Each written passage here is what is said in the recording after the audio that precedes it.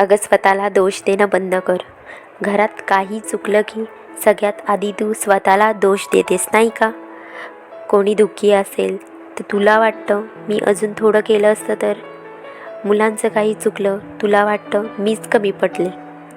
एखादं नातं तुटलं तरी तू म्हणतेस कदाचित माझीच चूक असेल. पण अगं कधी स्वतःलाच विचारलेस का? प्रत्येक वेळी चूक खरंच तुझी असते.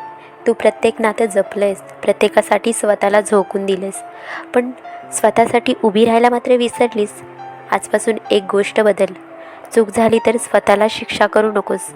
स्वतःला समजून घे, कारण तूही माणूस आहेस. तूही थकतेस, तूही चुकू शकतेस.